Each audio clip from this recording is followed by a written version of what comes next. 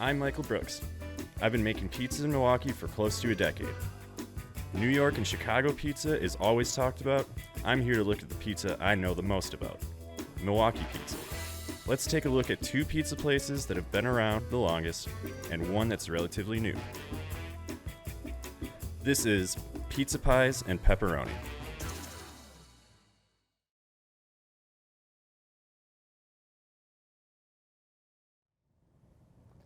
Welcome to Pizza Pies and Pepperoni. We're here to discuss Milwaukee pizza. What is it, who has it, and how it came to be. In the studio to join our pizza discussion is FREDRICH. Lori is the senior food and dining writer for OnMilwaukee.com, author of Milwaukee Food, A History of Cream City Cuisine, and co-host of Food Crush podcast. Lori, thanks for joining us today. Thanks for having me, Mike. So what kind of research went into writing a book like Milwaukee Food, A History of Cream City Cuisine? You know, I wrote the book because I decided that there was nothing written about the history of Milwaukee dining, and we really needed something that kind of laid out the land and told people that, yes, we do have a thriving, wonderful food scene. So I spent about half of my time going through the archives, old newspapers, and all of that to really pull together the history of Milwaukee dining from the founding of Milwaukee, kind of up to about the 1970s and 80s. And then from there, I profiled some of the restaurants that are on the scene now, a lot of the chef-owned restaurants that make up the scene. And basically, like the modern history, traces the city from kind of its beginnings, which I would say was with Sanford and Sandy D'Amato and Ristorante Bertolotta, so the Bertolottas, kind of all the way up to more recent times when we have restaurants like Ardent, Good Kind, and so forth. Between that and writing at On Milwaukee, saying you're well-versed in Milwaukee dining would be an understatement. Let's get right into it and discuss this topic. Pizza in America goes back to 1905. It's attributed to Lombardi's in New York, who still serves pizza today. When did pizza find its way to Milwaukee, and who was the first to serve it? So once, it's interesting because once pizza came to New York, it took a little while to get to the Midwest. Mm-hmm. And if you trace the history of pizza, it kind of spread to the surrounding areas around New York, like New Jersey, and that first. Made it to Chicago around 1938, and to the West Coast in 1938 or 39. But it made it to Milwaukee and cities like Detroit and St. Louis in like the mid-1940s. And the first place to serve pizza in Milwaukee was the Caradero Club, which was actually on Erie Street in the 3rd Ward. That was part of Milwaukee's big Italian community. That location eventually burned down, mm-hmm. But in the years that they were there, they were the first to serve pizza. Interestingly, nobody knew what pizza was. It didn't really take off, did it? And they didn't start serving pizza. They served Italian dishes, lasagna, pasta, and things. Mm-hmm.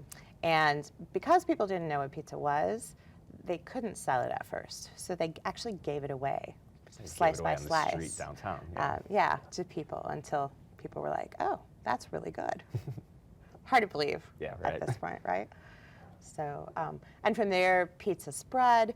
There were other places that cropped up, kind of in the 3rd Ward, like closer to the 1950s. Okay. But I think you know some secrets about maybe who was second. Yeah. With that history in mind, let's take a look at a Milwaukee pizza place that's in its 3rd generation of family ownership. Found on a quiet street in Bayview, it's DeMarini's Pizza.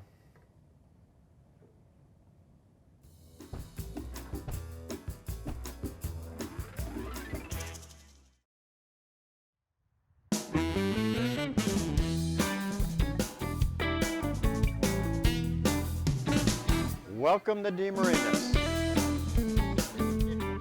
DeMarini's Pizza, a Milwaukee pizza institution, can be seen from the Bayview end of the Home Bridge. Second-generation owner Phil DeMarinis was here from the beginning. In 1952, the pizzas in Milwaukee started coming up from Chicago. It was a big thing. My dad said, my brother and I were young kids, said that we had to get involved. Well, we had to work in the kitchen. At that time, we had to punch the dough to knead it and everything else. As little kids, we stood on crates, and when they would cut the sausage, our job was to turn the crank. If we sold at that time, 2-3 pizzas in a night, that was phenomenal. Fondly recalling the old days, Phil remembers the first pizza place in the city and discusses one of the keys to DeMarina's Pizza's longevity. We were actually the second one to be in business. And the first one was Club Caradero. It was on the east side at the time. And a gentleman, Murphy Ermy, would come in by us, because he was a bartender down there, and talk about, oh, we sold 20 pizzas. And we'd go, that's impossible, because we were baking them in a regular oven before we got the 3 stack ovens. As the business went on, we had to buy machinery. But we were the second ones to follow, and we're still in existence. We go back generations with our customers, that their children's children now have families, and they come to us, which is very important for the existence of DeMarina's. This is our stop. You know, you can't beat the food, the drinks, the camaraderie. It's so great. Many years we lived down in this area. Nowadays we live out in the Muskego area, and we still come back here almost every week, at least once, if not twice, because the pizza's fantastic. The ambience, the friendship, camaraderie, the service, everything is just phenomenal. The people that work for us have been with us for years and years, and we're very fortunate that way, you know. Sandy over there, she's been with us 18 years. Al's been with us 55 years. I mean, I've known him my whole life. We used to cut 1,000 pounds of pork butt on Tuesday, 6 of us, make sausage, and then another 1,000 pounds on Thursday. Growing up making pizza, Phil is glad to not only have one of the longest running pizza places in the city, but one that stayed in the family. Our name is, you know, attached with pizza. You know, anywhere you go, you say our last name and they go, oh, pizza, you know. And that's the same now with my daughters, who are the 3rd generation and they basically run this place and that. My wife works here on Saturday nights as a hostess. We believe in keeping it a family operation. Phil was gracious enough to give us a look behind the scenes. As you see the pans there, these pans here are the originals. People, they come in and they say, you know, how come your pans are bent? I said, because they're original, and that I didn't want to get rid of them. And that people know when they come here that they're getting what started in 1952. You see they're putting the sausage on and that's our recipe also. The dough is our recipe, and the sausage is our recipe, and the tomato sauce also. Phil leaves us with one last secret to the success of DeMarina's Pizza. Our customers mean the world to us. We literally love our customers. They're not a number, they're a person. And they walk through the door, we know who they are. If not, we get to know them.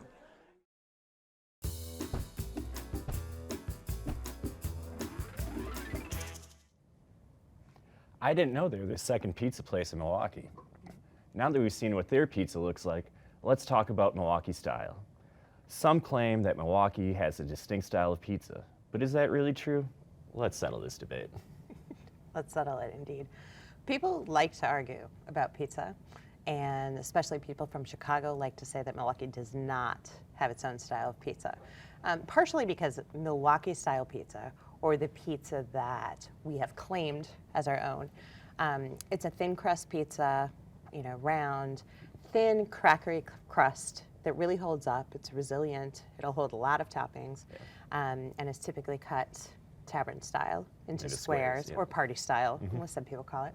And that does sound a lot like Chicago tavern style pizza. But the reality is, you know, we've talked about the groundings of pizza here. We've talked about how the first pizza was at the Caradero Club, and that was that crust. Yeah. In fact, I think that original crust, that thin, crispy, like crackery crust, was the foundation of Milwaukee pizza. And that crust actually spread. You know, folks from Zaffiro's worked at Caradaro Club, Balistreri's worked at Caradaro Club, Yep.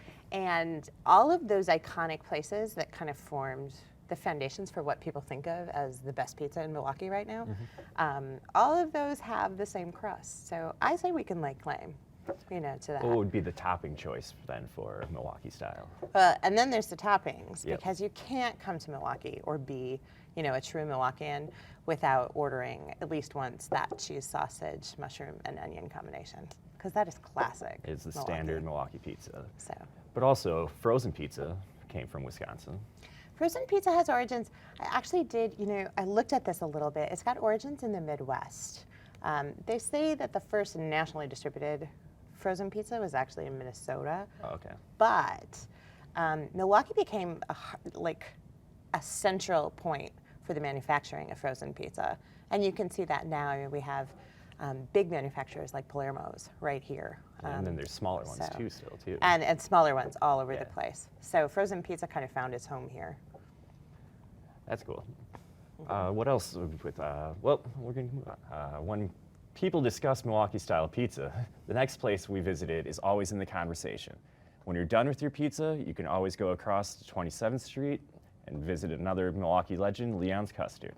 This is Ned's Pizza.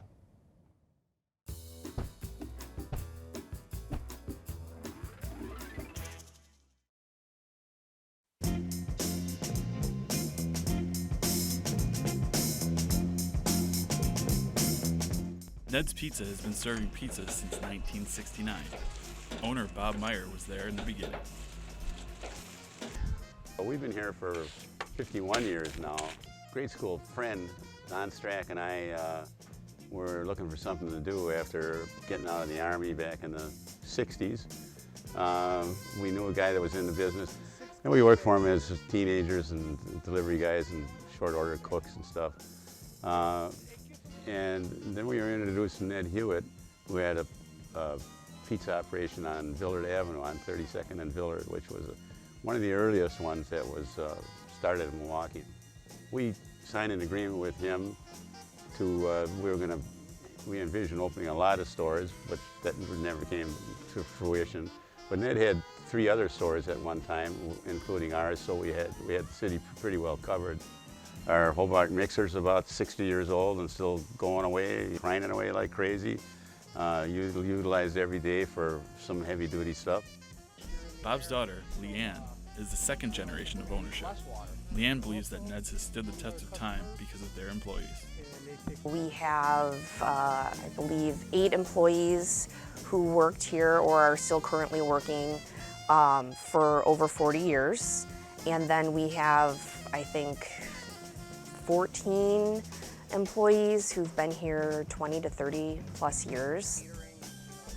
Scott Stolz started working at Ned's when he was 14. Scott knows that one of the keys to dough making is experience. I usually train everybody who walks through the front door on dough because, you know, the 2 main ingredients that I believe that make a pizza are the crust and the sauce. We start with a 50-pound bag of flour. We use a certain type of flour. We obviously have your various normal ingredients for dough. You have salt, yeast, sugar. Our dough recipe varies. We use a certain amount of water in the winter months compared to the summer months. In the summer, we use a little bit less water. There's more moisture in the air. Whereas days like today, where it's only 15 degrees out, we have to use more water. As you can see, I have 3 buckets prepared with liners. It gets cut up and proportionally distributed into 3 buckets and then goes into our walk-in cooler, or a process to where it begins to rise. It takes 15 to 18 hours to rise, and then where it becomes cold, and then we have to bring it back out to where you see dough here, to where it comes to room temperature. That way it's usable and pliable to go through our mixer in the front. Moving to the kitchen, where ROLLIE Bloom has been cooking pizza at Ned's since 1973, we see how to make a Ned's pizza. Okay, I'm going to start by rolling out 2 crusts here for us. Here we just flour them up a little bit, run them through 1 chute, through the second, And then down through a third chute. We use as a template to make the size of the pizza what we want, which are going to be two 14-inch pizzas. And then we can come over to our making table, which here, just flip it to make sure that it doesn't stick. And then we'll dock it up and sauce it. This first one I'll make here is one of Milwaukee's most popular, with cheese, sausage, mushroom, and onion. All mozzarella, 100%. Yep. From Wisconsin, we use all mainly local ingredients from Milwaukee area and throughout Wisconsin.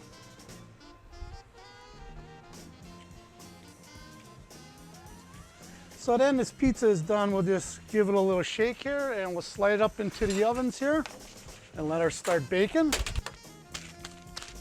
Leanne leaves us with one last thought about the family business. I used to have a career in advertising, and my dad had sort of started talking about retiring, and that's what brought me back to Milwaukee, is that I didn't want the business to leave our family. And when I say our family, I don't mean just me, my dad, and my mom. I mean our Ned's family, which is all the employees who've been here for so long. So it means a great deal to me. The people I work with every day have seen me grow up, and you know, it's like a family here. So it means a lot to me that we can continue the tradition that Bob and Don started in 1969.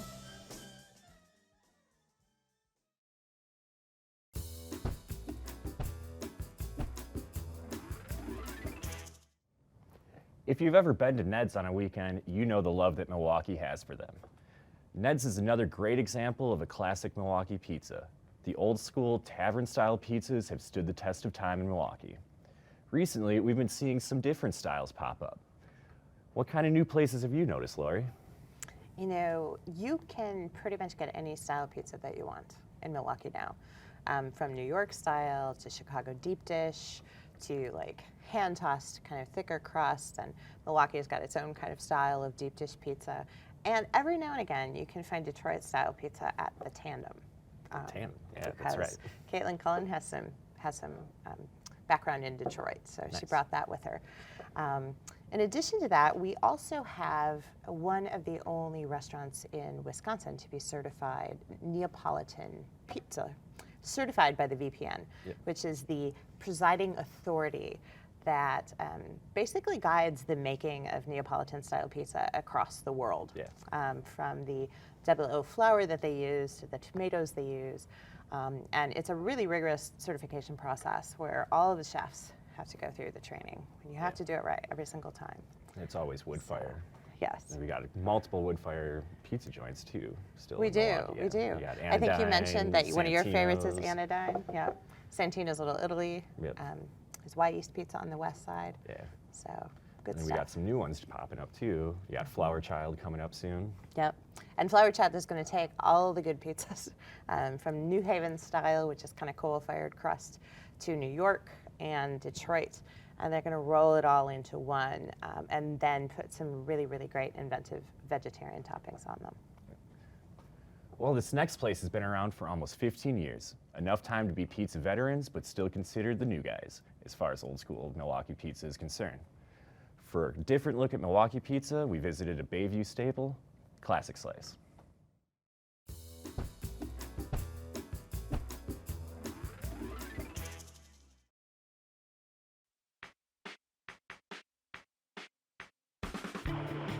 Classic Slice has been in business for almost 15 years.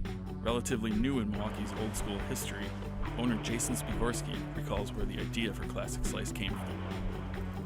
Marissa, my partner, she started Classic Slice. She wanted to do a fresh ingredient, quality ingredient spot that was fast casual. I usually call it American pizza, so it doesn't lean into Neapolitan.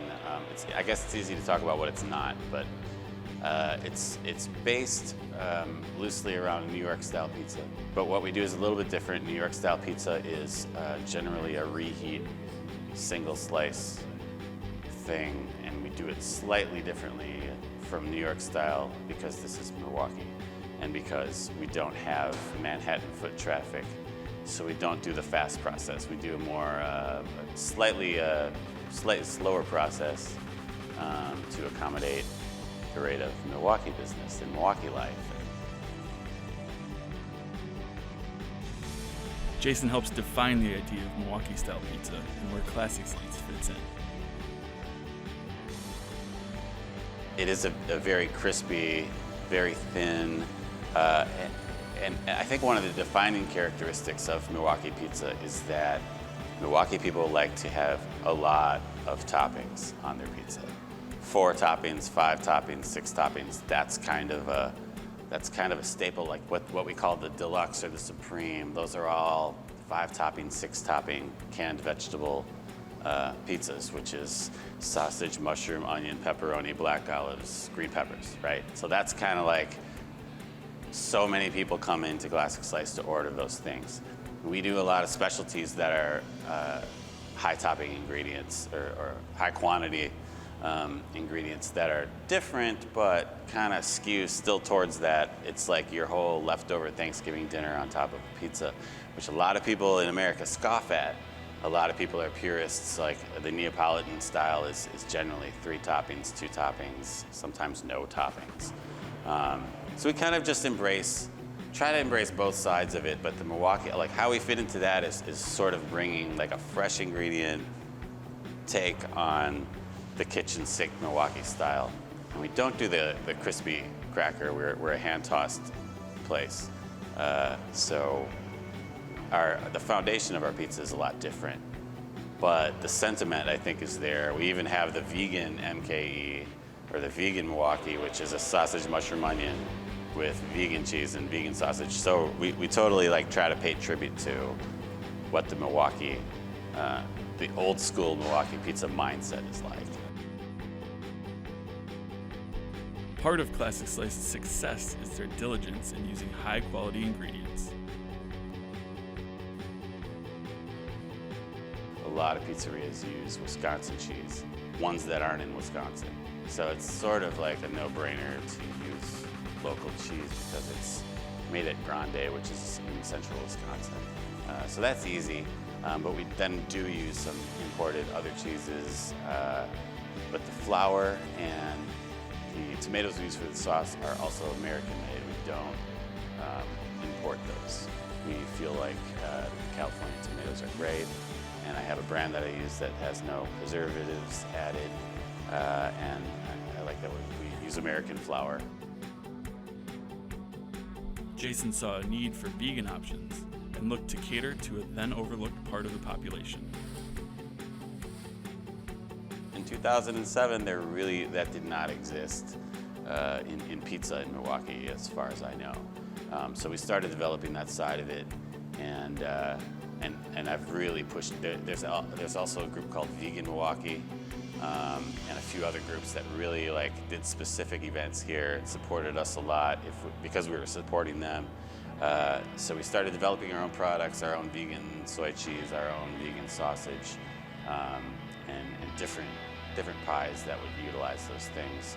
Things that skew to what a vegan diet craves. Pizza is a communal food. It's something that everyone's an expert on. They're an expert on their own tastes. So you have to put things out there and people will tell you what they like.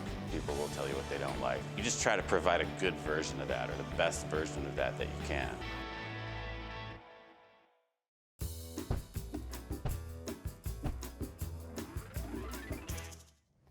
We're not only seeing changes in Milwaukee's pizza spots, but in Milwaukee dining overall. It seems like it's an exciting time to be a food and dining writer. How have you seen the city's food scenes change over the last handful of years?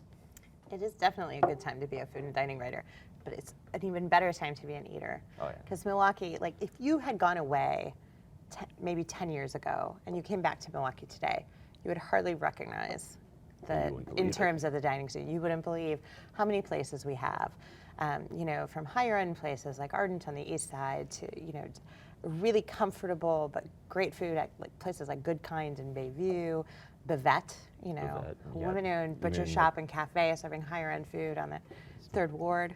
Dan Amazing. downtown or in Yep. Third Ward, all that. And really a lot of diversity, global cuisines, the whole 9 yards. Yeah. Love it in Milwaukee. Well, as we wrap up, Lori, we forgot to ask one very important question. What's your favorite pizza? That's a terrible question. Impossible to answer. But I have a real appreciation for the pizza at Y Yeast. They use a long fermented dough. It's delicious. Nothing like it.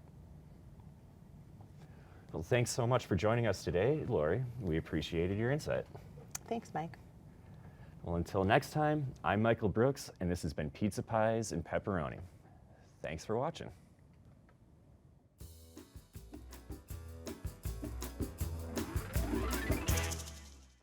Mine is the cheese and sausage with a little extra sauce, light on the onion. My wife makes me put pepperoni on it, and you put the pepperoni on top because it's nice and crispy, and she likes the black olive, so that's my second, but I tell her it's okay. I usually eat a junior 10-inch cheese, sausage, onions, green peppers, and pepperoni on top with extra sauce. You're feeding people, and that's what's important. It's quality and sincerity. My favorite pizza, one we have almost every day to test to make sure that our recipes are correct and stuff, is what we call our combo, and that's cheese, sausage, and pepperoni.